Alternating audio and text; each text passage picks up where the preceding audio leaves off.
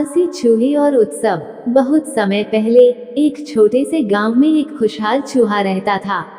वह बहुत ही आलसी चूहा था। वह रोज खाना खाने के बाद सोता था और उसका कोई खास काम नहीं करता था। एक दिन उस आलसी चूहे अपने गांव के सारे चूहे को बुलाया और कहा, मेरे प्यारे दोस्तों, हमारे बीच एक बड़ा उत्सव मनाने का समय आ गया है। चूहों ने उस आलसी चूहे की बात मानी और सभी ने उत्सव के लिए तैयारी की। सभी चूहे ने उनके बड़े गांव की सभी छोटी बड़ी चीजें लाने का फैसला किया। उत्सव का दिन आया और सभी चूहे सभी सामग्रियों के साथ उत्सव के मैदान में पहुंचे।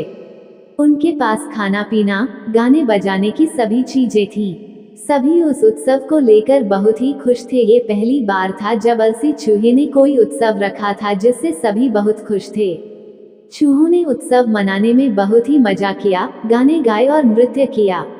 इस दौरान एक बुजुर्ग चूहा ने सभी से कहा, बच्चों, हम सभी ने उत्सव मनाया, लेकिन अब हमें अपने कर्तव्यों की ओर देखना चाहिए।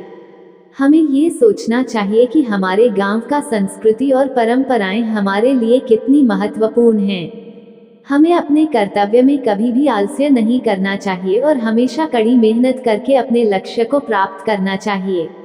चूहों ने उस बुजुर्ग चूहे की बातों को सुना और सभी ने मिलकर गांव की सफाई की, घरों को सजाया और उसे नया आकर्षण दिया।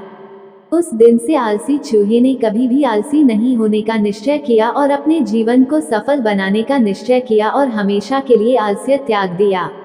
उस दिन से वे हर उत्सव के साथ साफ सुथरे रहने का निर्णय लिया। उन्होंने समझा कि सच्ची खुशी और उत्सव का असली मतलब अपने कर्तव्यों को निभाना होता है। इस बात से आलसी चूहे ने सीखा कि उत्सव सिर्फ आनंद और मस्ती ही नहीं होता, बल्कि उसमें गांव की बदलती सोच और साझेदारी का भी महत्व होता है। इस कहानी से हमें ये सीख मिलती है कि हमें सबके साथ मिलकर मिलजुल कर रहना चाहिए और अपने कर्तव्यों को सही से निभाना चाहिए। और हमें कभी भी आलसी नहीं होना चाहिए और हमेशा अपने लक्ष्य को प्राप्त करने की दिशा में कदम बढ़ाना चाहिए।